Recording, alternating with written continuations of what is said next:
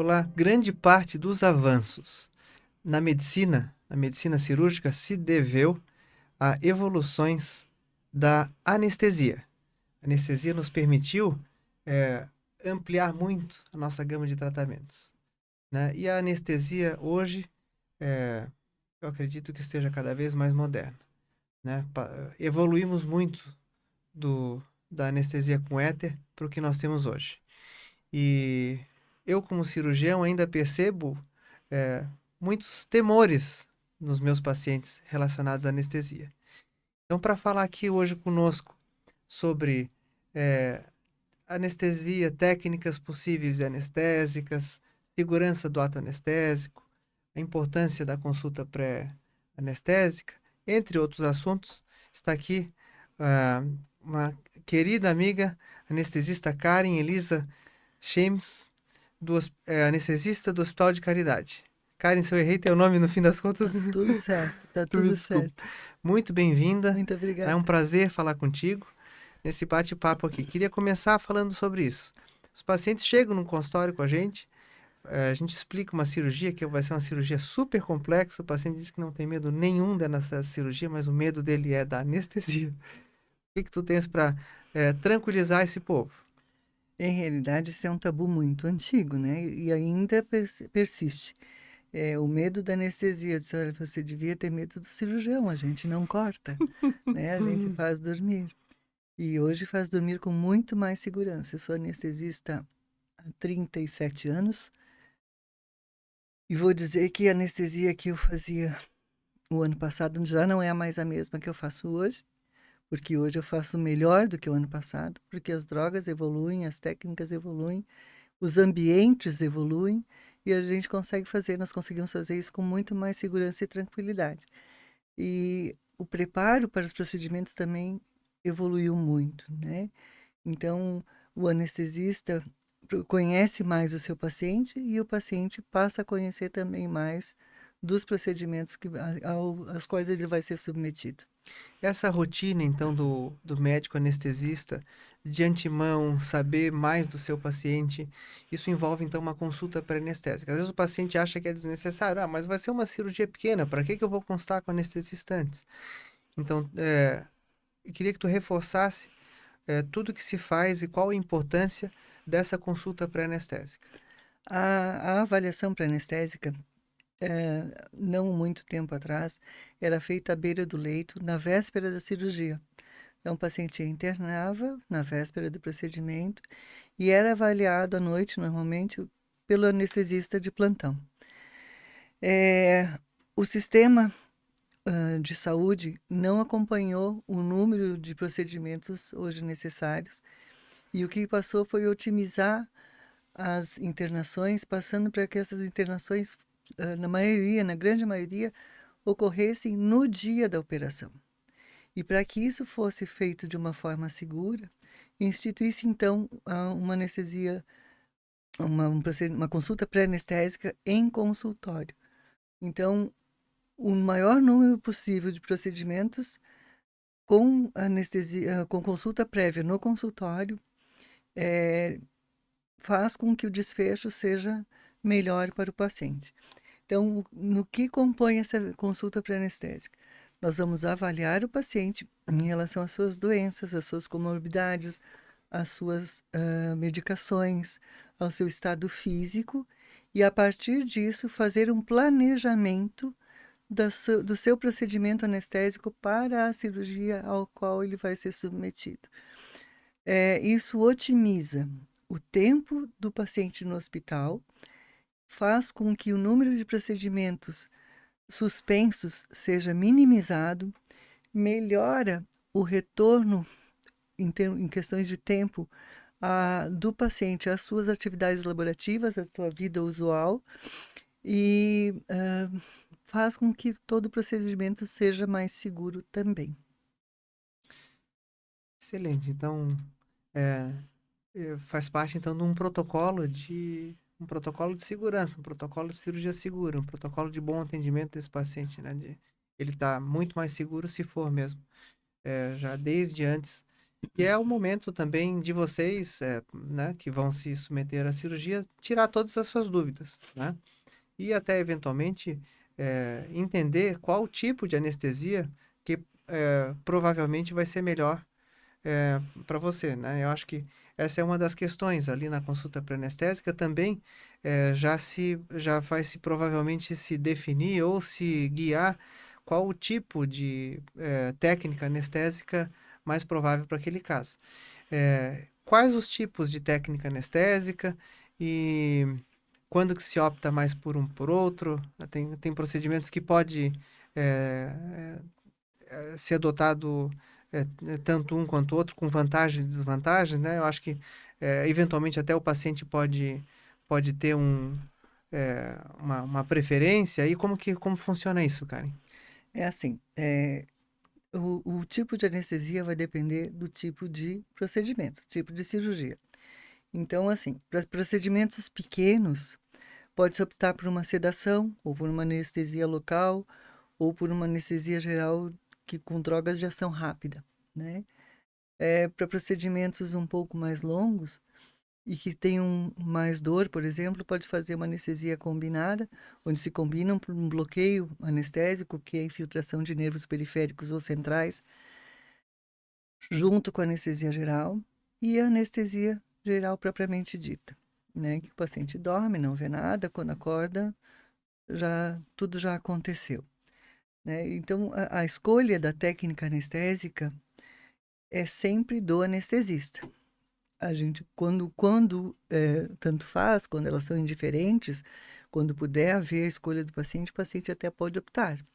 Mas a escolha final da melhor técnica é do anestesista e ele vai expor ao paciente: olha, para o seu caso, eu recomendaria tal e tal coisa, ou eu faço uma coisa, quem sabe a gente faz uma anestesia geral, que o senhor acorda e já vai embora. É muito importante saber onde é o domicílio do paciente, se é perto, se é longe, para saber se eu vou poder liberar esse paciente logo, se eu vou precisar deixar ele um pouco mais de tempo, porque se a pessoa mora lá numa cidade distante, de Florianópolis, por exemplo, mora em Bom Retiro, e foi uma cirurgia que eu tenho a possibilidade de sangrar, né, no pós-operatório, eu vou deixar esse paciente mais tempo conosco na sala de recuperação. Então, isso tudo depende do procedimento e do paciente, porque o paciente às vezes também não quer ver nada. Então, às vezes o procedimento é pequeno, mas para ele é recomendado uma sedação um pouco mais pesada, um pouco mais forte. O que eu acho sempre importante é orientar esse paciente, ele saber a que anestesia ele vai ser submetido, ou as possibilidades, ele se sair do consultório esclarecido e seguro.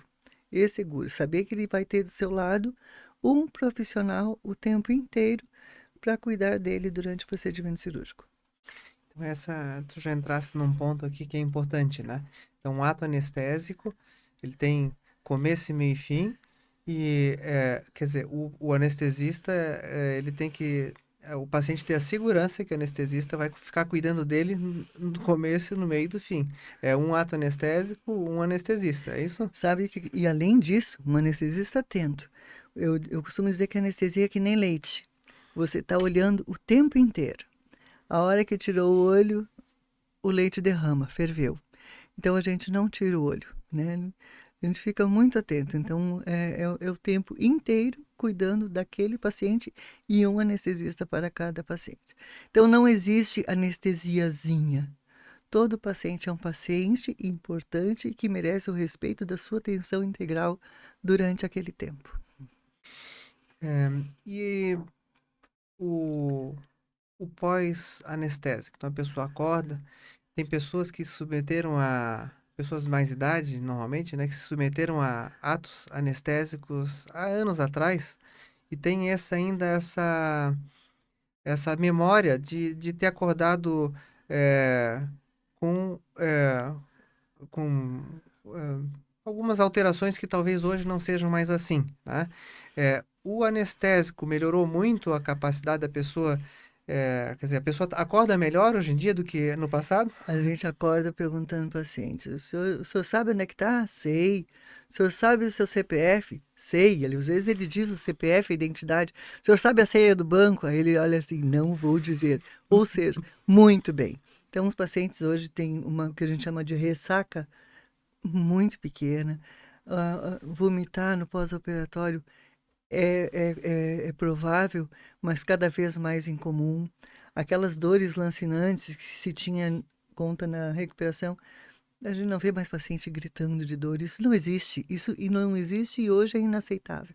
As drogas estão extremamente seguras, rápidas, eficientes, menos tóxicas, menos danosas e as cirurgias se tornaram muito confortáveis.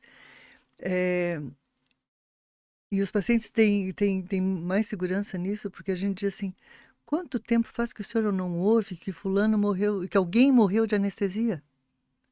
Antigamente era muito comum, né? Ah, choque anafilático, gente, é extremamente raro. Então é muito seguro. E se você tem um bom anestesista do seu lado, fica mais seguro ainda, né? É muito tranquilo. Pós-operatório hoje é um setor do centro cirúrgico que infelizmente ainda os convênios não pagam, é difícil remunerar um anestesista para ter ali o tempo todo, mas nós já conseguimos enfermeiros, especialistas e enfermeiros formados mesmo que tomam conta dessa área.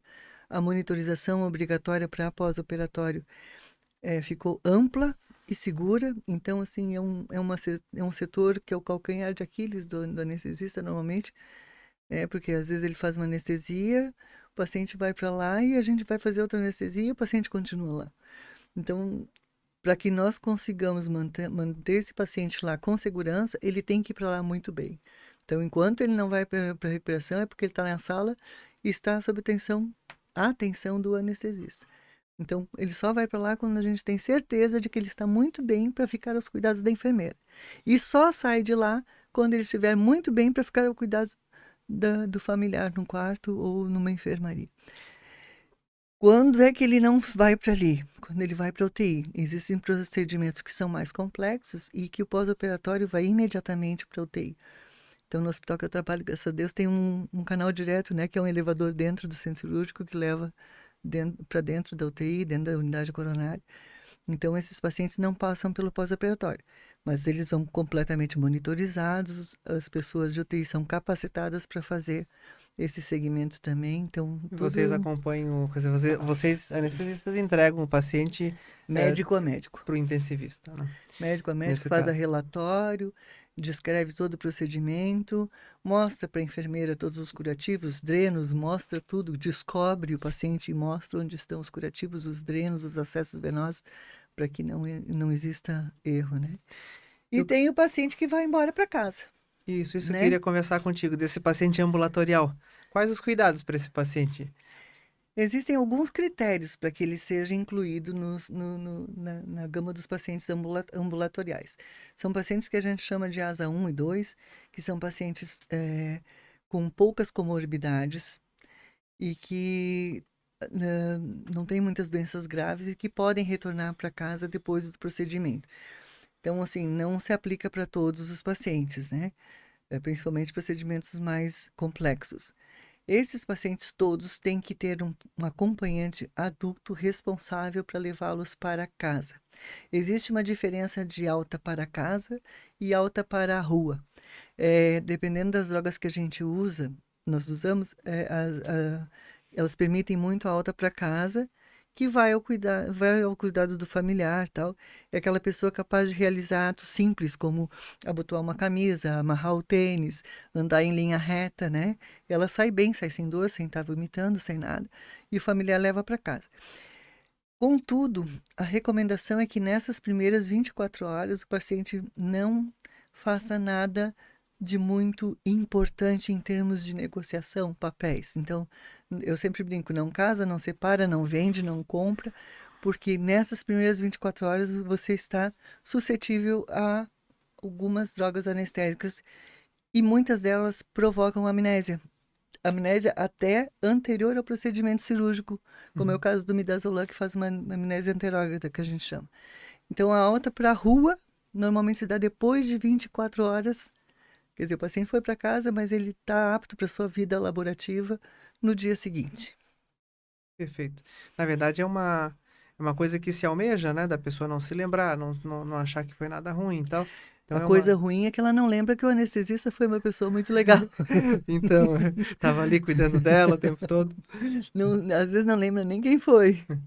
Tem ainda, Karen, tem cabimento, ou tem locais que podem acontecer, e tu acha que o ato anestésico ser feito por não anestesista, isso no passado tava lá, quer dizer, se fez muito, né? O médico operando e a freira até que às Vou vezes te fazia. fazer uma outra pergunta. Você gostaria de ser operado por uma pessoa que não fosse anestesista? Anestesiado por uma pessoa Olha, de jeito que não nenhum. fosse. Tá? É assim. Então, assim, não tem cursinho de anestesista. Nós podemos nos valer de profissionais muito capacitados para nos auxiliar. Então, uma boa auxiliar de anestesista faz muita diferença no procedimento, num procedimento de uma intubação difícil, num acesso difícil, num posicionamento mais complicado. Então, tem pacientes que vêm com o queixo colado no tórax, você não sabe nem como é que vai fazer para intubar. Paciente que não deita, paciente que não consegue posicionar para um bloqueio. Então, essas pessoas nos auxiliam muito e nós não fazemos nada sozinho. Mas eu acho que cada um com a sua competência, né? E essa competência tem degraus, tem escadas, tem passos a serem seguidos para se poder fazer a mesma coisa. Cara, alguma mensagem final para os nossos ouvintes, nossos espectadores? Eu penso assim, ó, que quando eu vou escolher qualquer coisa, quando você vai escolher qualquer tipo de serviço, nós nos guiamos por recomendações. E hoje é tão fácil, né? Escolher um lugar adequado para fazer um procedimento, uma clínica adequada para fazer um procedimento. E me dói muito ver que as pessoas às vezes se entregam aos números, ao preço, né? Então, assim, por uma falta de informação, por uma falta de pesquisa mesmo, às vezes não procuram as pessoas certas. E isso tende a mudar. Mas a anestesia, felizmente, ainda é uma sociedade, a Sociedade Brasileira de Anestesia, tem muitos cursos de educação continuada, a grande parte dos profissionais continua em treinamento e eu acredito que você pode confiar até de olhos fechados. Karen, muito obrigado. Prazer falar contigo, Muito tá? obrigada, Foi uma adorei o excelente convite. entrevista. Muito obrigada, muito obrigada. Muito legal. Então, esse foi mais um episódio do Sua Saúde, podcast criado pelo Conselho Regional de Medicina de Santa Catarina para disseminar informação de qualidade sobre saúde. Todas as semanas você pode ver conversas como essa no canal do YouTube do SCC do SBT. Até a próxima e esteja atento aos cuidados com sua saúde.